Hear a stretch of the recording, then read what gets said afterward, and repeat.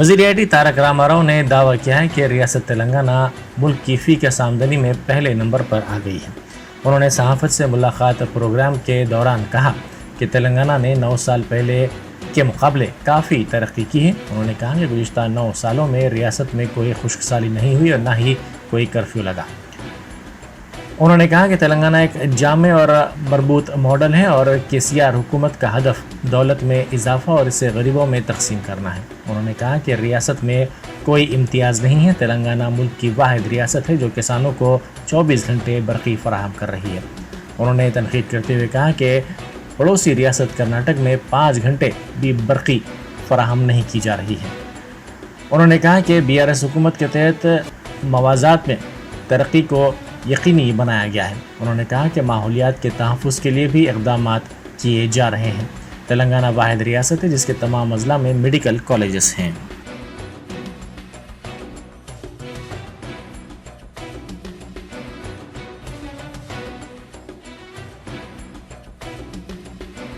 अट्ठाईस रियासतों में सबसे ज़्यादा अगर माइनॉरिटी पॉपुलेशन कहाँ पे इसके हिसाब से अगर देखेंगे आप, सबसे ज्यादा आबादी है आज उत्तर प्रदेश में 4 करोड़, जहां की बजट 1700 करोड़ है। माइनॉरिटी वेलफेयर का बजट है 1700 करोड़। नेक्स्ट होगा आपका वेस्ट बंगाल, पश्चिम बंगाल। पश्चिम बंगाल में आबादी है 2.5 करोड़ और वहां की बजट है 2100 करोड़। तीसरा है महाराष्ट्र।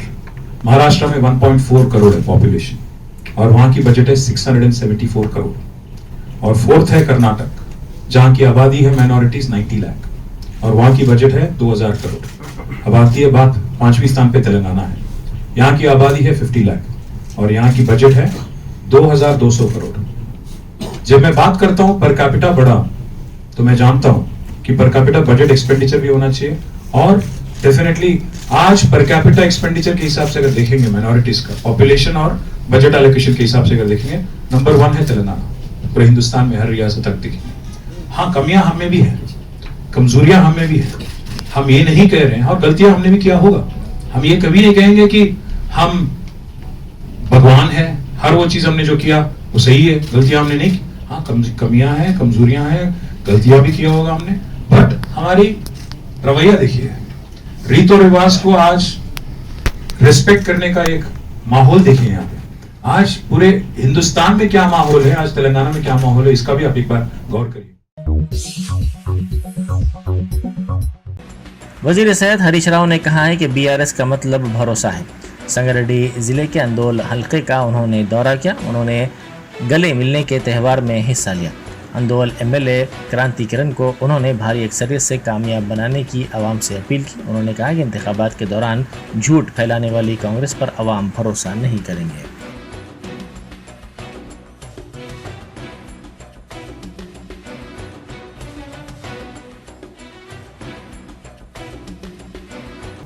చెల్లెలకు 400 రూపాయలకే సిలిండర్ ఇచ్చే కార్యక్రమాన్ని కూడా మన మేనిఫెస్టోలో పెట్టుకున్నాం. ముఖ్యంగా మా SC, ST, BCల అసైన్ ల్యాండ్లకు అమ్ముకుందామంటే అవకాశం లేదు. కేసీఆర్ ప్రభుత్వంలో మంచి ధరలు పెరిగినాయి భూములై.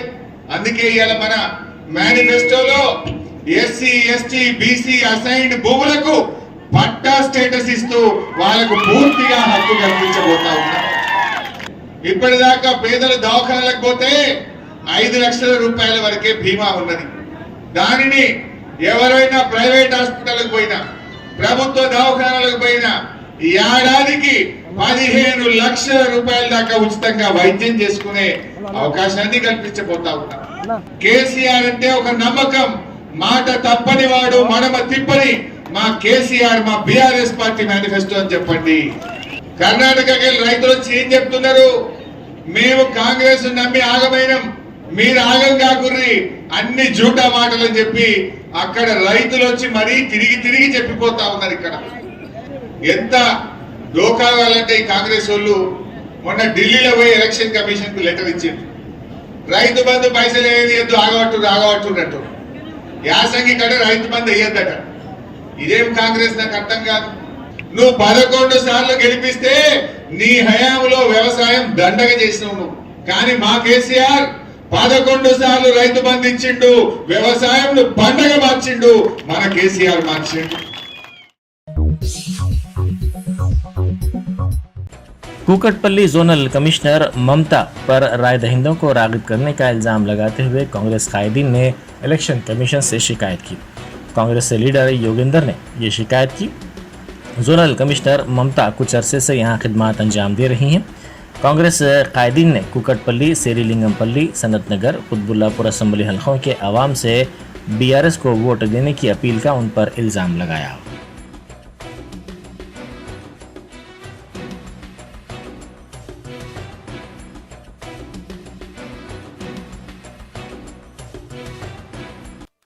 కూకుడుపల్లి నియోజకవర్గం సంబంధించి మేము 3 అంశాల మీద ఇక్కడ ఎలక్షన్ కమిషన్ ఆఫ్ ఇండియాకి మేము కంప్లైంట్ ఇవ్వడానికి వచ్చినాము. జోనల్ కమిషనర్ మమత గారు దాదాపు 8 సంవత్సరాల నుంచి ఇక్కడనే అదే ప్లేస్లో కూర్చొని ఉన్నది. కూకుడుపల్లి నియోజకవర్గంలో ఏదైతే అక్రమాలు జరుగుతున్నదో, ఏదైతే అవినీతి జరుగుతున్నదో దానికి ఆ మమత కూడా కీలకమైన కారణం ఉన్నది. ఇప్పుడు ఇమీడియట్గా జోనల్ కమిషనర్ని మార్చాలని చెప్పేసి మేము ఎలక్షన్ కమిషన్ ఆఫ్ ఇండియాకి లోకేష్ కుమార్ని కలవడం జరిగింది. మా కూకుడుపల్లి నియోజకవర్గం బీఆర్ఎస్ నాయకులు కూడా వాళ్ళు మన మీ సేవ వర్కర్స్ని వాళ్ళ కార్యకర్తలతో దింపుకుంటా ఇంటింట ప్రచారం చేయించుకుంటున్నారు. మీ సేవ వర్కర్స్ని కూడా ఇంటింట ప్రచారం చేయించుకొని అందరినీ ప్రలోభ చేస్తూ ఉన్నారు. అది కూడా ఒక కంప్లైంట్ ఇచ్చినాము. 3వ అంశం ఏంటి అని అంటే కమ్యూనిటీ మేనేజర్స్, కమ్యూనిటీ వర్కర్స్ ఉంటారు, మహిళా సంఘాలు ఉంటారు. వీళ్ళని ఈ మూమెంట్లో ఈ నెల రోజులు వాళ్ళని ఎంత ప్రభావితం చేస్తుందంటే వాళ్ళకి స్వేచ్ఛగా ఓటు వేసే లేకుండా, స్వేచ్ఛగా ఓటు వేయకుండా వాళ్ళనంతా ఇన్ఫ్లుయెన్స్ చేసేసి కమ్యూనిటీ మేనేజర్స్ ద్వారా ఈ మహిళా సంఘాలనంతా ఇన్ఫ్లుయెన్స్ చేసేసి బీఆర్ఎస్ పార్టీకే ఓటు వేసే విధంగా వాళ్ళను ఈ బీఆర్ఎస్ నాయకులు వ్యవహరిస్తున్నారు. కాబట్టి ఎలక్షన్ కమిషన్ ఆఫ్ ఇండియాకి 3 అంశాల మీద మేము కంప్లైంట్ చేయడం జరిగింది. वजीर तालीम सबिता रेड्डी ने रैतु बंधु स्कीम को रोकने कांग्रेस की इलेक्शन कमीशन से नुमाइंदगी पर शदीद बरहमी का इजहार किया।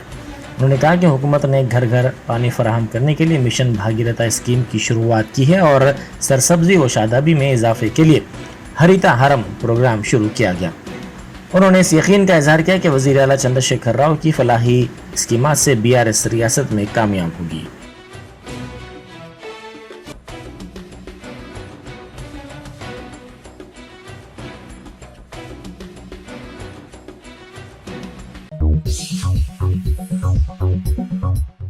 साबिक वजीर व कांग्रेस के सीनियर कायद टी नागेश्वर राव ने शदीद बरहमी का इजहार करते हुए कहा कि पालेरू हल्के में वज़ीर आला चंद्रशेखर राव ने झूठ का सहारा लिया। उन्होंने इंतखाबी जलसे से खिताब करते हुए कहा कि 2014 के इंतखाबात में मुत्तहिदा खम्मम ज़िले के कोत्तागुड़म में ही बीआरएस को कामयाबी हासिल हुई थी।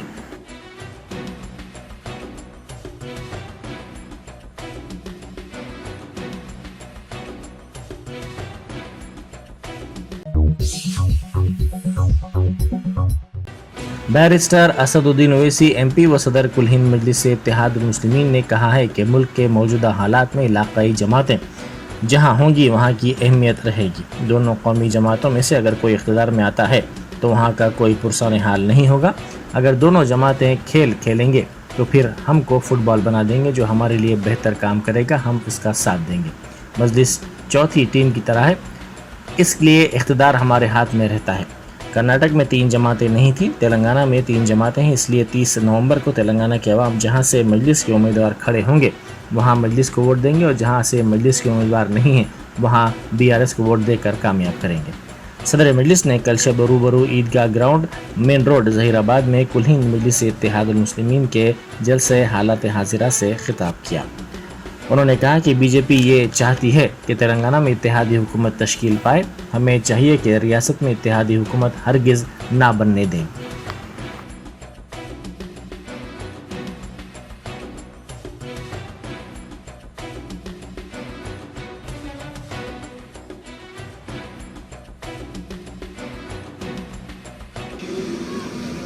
हमारे भारत में भी बहुत से इजरायली हैं, बहुत से इजरायली हैं, बहुत से ज़ायनिस्ट हैं। अब मालूम हुआ कि ज़हीराबाद में भी आ गए।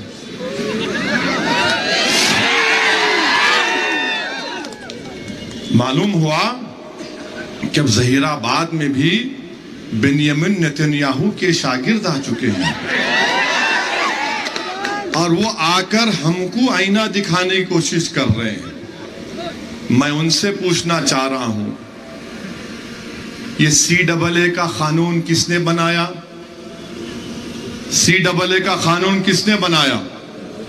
किसने बनाया? कौन बनाया? अरे डर रहे कहीं को? कौन बनाया CAA का कानून? आप CAA कानून के खिलाफ है ही नहीं है? चिचा जरा आप भी तो बोलो।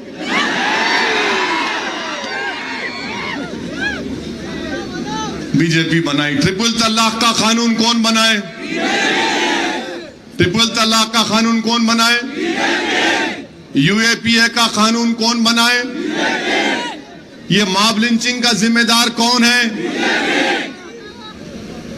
अब बीजेपी में कल तक अंकल थे,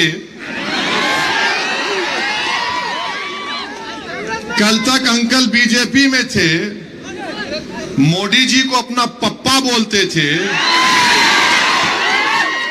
आज जहीराबाद में आके असद भाई, दूल्हे भाई, अरे क्या गुलाटी मास्टर है बाबा तू।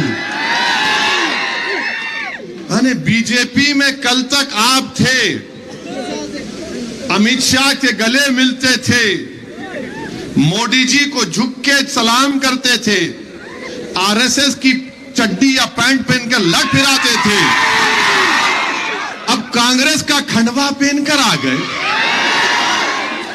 मेरे को अभी यहां पर डाइस पर हमारे सैयद मकसूद साहब कहां हैं भाई?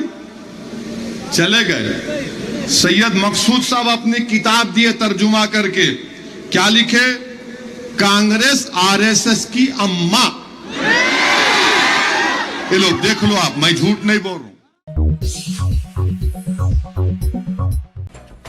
कांग्रेस कायद व हिंदुस्तानी क्रिकेट टीम के साबिक कप्तान मोहम्मद अजहरुद्दीन ने जुबली हिल्स असेंबली हलके से उन्हें उम्मीदवार बनाए जाने पर मसर्रत का इजहार किया। उन्होंने इस सिलसिले में जारी करदा वीडियो में कहा कि वो जुबली हिल्स के अवाम का शुक्रिया अदा करते हैं क्योंकि अवाम ने उनके लिए दुआ की। उन्हीं दुआओं का नतीजा है कि उन्हें इस हलके से टिकट मिला। साथ ही उन्होंने पार्टी के सदर मल्लिकार्जुन खड़गे, पार्टी के साबिक सदर राहुल गांधी, साबिक सदर सोनिया गांधी और जनरल सेक्रेटरी प्रियंका गांधी के साथ साथ सदर PCC रेवंत रेड्डी से भी इजहार तशक्कुर किया। उन्होंने कहा कि रेवंत रेड्डी की क़यादत में काम करते हुए उन्हें मज़ा आ रहा है, जो एक होनहार इंसान है।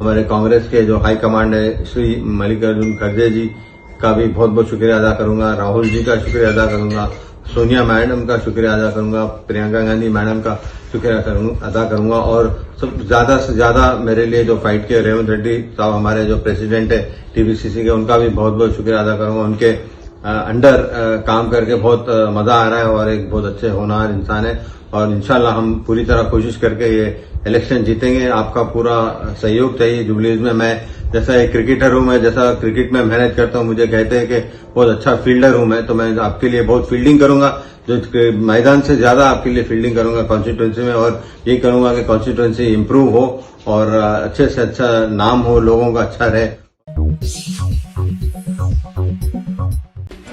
कांग्रेस ने सोशल मीडिया के प्लेटफॉर्म X पर वीडियो पोस्ट करते हुए दावा किया कि मंदामरी में अवाम ने BRS कायद बलका सुमन की इंतखाबी तशहीरी गाड़ी को रोक दिया। मुकामी अफराद ने इल्ज़ाम लगाया कि बलका सुमन ने 5 साल उनके गांव की तरक्की के लिए कोई इक़दाम नहीं किए। इलाके में सड़कों और ड्रेनेज के मसाइल जूं के तू हैं। गांव के एक फ़र्द को भी दलित बंधु स्कीम से फ़ायदा नहीं पहुँचाया गया है और न ही डबल बेडरूम मकानात फराहम किए गए।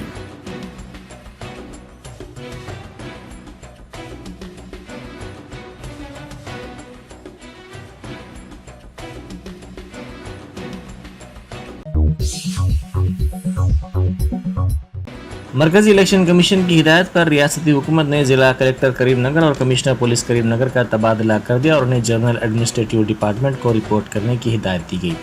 इस सिलसिले में चीफ सेक्रेटरी ने एक काम जारी किया। जिला कलेक्टर करीमनगर गोपी और कमिश्नर पुलिस सुब्बा रायडो के खिलाफ शिकायत मौसूल होने के बाद कमीशन ने ये कार्रवाई की है। रियासत में असम्बली इंतखाबात का शेड्यूल जारी होने के बाद अब तक 20 से ज़ायद IPS और IAS अहदेदारों के तबादले कर दिए गए हैं, जिनके खिलाफ अपोजिशन जमातों ने इलेक्शन कमीशन से शिकायत की थी।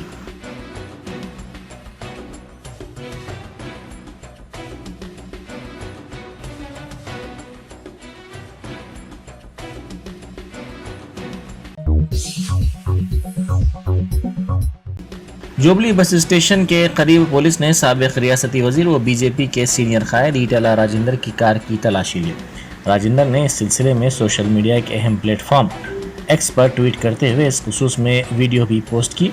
ये राजेंद्र ने कहा कि उन्होंने कार की तलाशी लेने वाले पुलिस मुलाजिमीन से ताउन किया।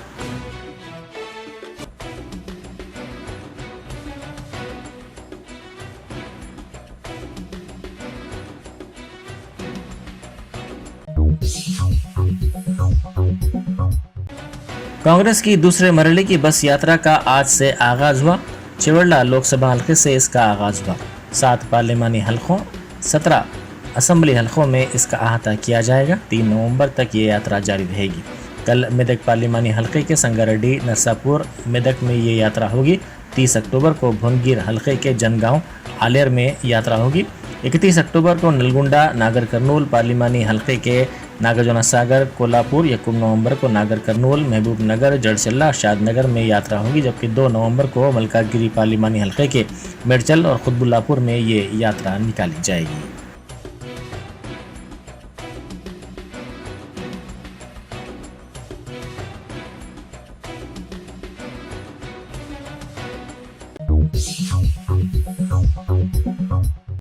रियासत की असल अपोजिशन जमात कांग्रेस ने कल अपने उम्मीदवारों की दूसरी फहरिस्त जारी कर दी है। कल शाम 45 उम्मीदवारों पर मुश्तमिल अपनी दूसरी फहरिस्त कांग्रेस की जानिब से जारी कर दी गई है, जिसमें सिर्फ एक मुस्लिम उम्मीदवार का नाम शामिल किया गया है। कांग्रेस ने साबिक क्रिकेटर मोहम्मद अजहरुद्दीन को जुबली हिल्स हल्के से उम्मीदवार बनाया है। पार्टी के जनरल सेक्रेटरी के.सी. वेणुगोपाल की दस्तखत के साथ ये फहरिस्त जारी की गई है। ये बात काबिल ज़िक्र है कि मुनुगुडु असम्बली हल्के के साबिक रुकन कोमटिरेड्डी राजगोपाल रेड्डी को पार्टी में शामिल होने के चंद घंटों बाद ही टिकट दे दिया गया।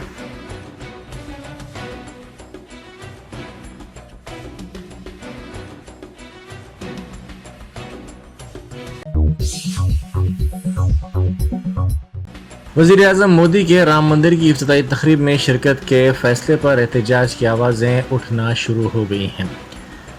जमीयतुल उलमा के सदर मौलाना महमूद मदनी ने इस पर एहतजाज किया। उन्होंने अपना बयान जारी करते हुए दो टोक अंदाज में वाज़ेह किया कि मुल्क के वज़ीर-ए-आज़म को किसी मंदिर या किसी इबादतगाह की संग बुनियाद की तकरीब के लिए नहीं जाना चाहिए। उन्होंने कहा कि अयोध्या में मंदिर बन रही हैं और हमारे वज़ीर-ए-आज़म वहाँ जाएंगे, इसका इफ्तिताह करेंगे। उन्होंने कहा कि अव्वल तो अयोध्या पर अदालत के फ़ैसले को हम दुरुस्त नहीं मानते। हम समझते हैं कि ये फ़ैसला गलत माहौल में गलत तरीक़े से और गलत बुनियादों पर लिया गया है। उन्होंने कहा कि वज़ीर-ए-आज़म को किसी मंदिर या इबादतगाह की संग बुनियाद की तकरीब में शिरकत नहीं करनी चाहिए और इस तकरीब से ख़ुद को दूर रखना चाहिए।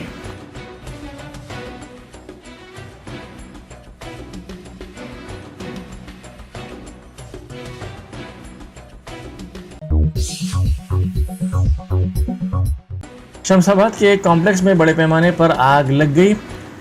ये आग कल शब कॉम्प्लेक्स में भड़क उठी। मुकामी अफराद के मुताबिक आग के शोले काफ़ी बुलंद थे और इसके साथ कसीब धुआं भी था।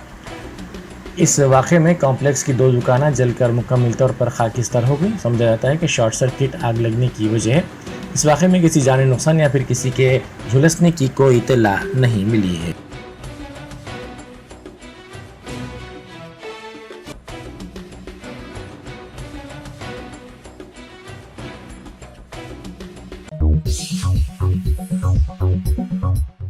एक तरफ जहां इंतखाबी ज़ाब्ता अखलाक के निफाज के पेश नज़र जगह जगह पुलिस की जानिब से गाड़ियों की तलाशी लेते हुए गैर महसूब रकम जब्त की जा रही है, ऐसे में बाज़ शातिर मुलजिमीन ने इसका फ़ायदा उठाते हुए पुलिस के भेस में तलाश के नाम पर 18.5 लाख रुपए लूट कर राह फरार इख्तियार की। सुरेश अग्रवाल नामी शख्स की मेहदीपट्टनम में कपड़ों की दुकान है। इसके पास काम करने वाला प्रदीप नामी नौजवान कल 9 बजे शब 20 लाख रुपए नकद रकम लेकर घर जा रहा था कि जुबली हिल्स इलाके में पुलिस यूनिफॉर्म में मलबूस बाज़ अफराद ने उसे रोक लिया और गाड़ियों की तलाशी के बहाने 20 लाख रुपए में से 18.5 लाख रुपए लेकर राह फरार इख्तियार किए।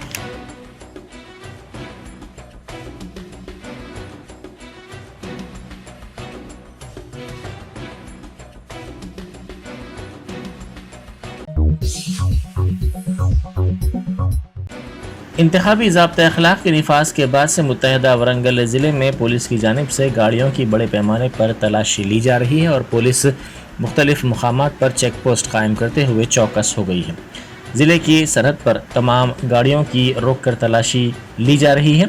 हालिया अरसे के दौरान गाड़ियों की तलाशी में बड़े पैमाने पर रकम के साथ साथ जेवरात भी जब्त किए गए।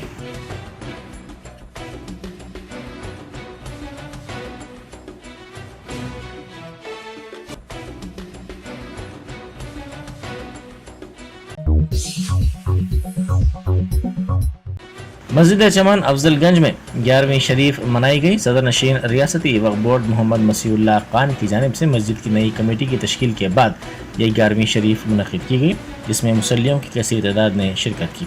इस मौके पर कमेटी के नए सदर यूनुस अहमद, रईस अहमद के साथ साथ आरिफ अंसारी और मेराज अहमद की गुलपोशी की गई।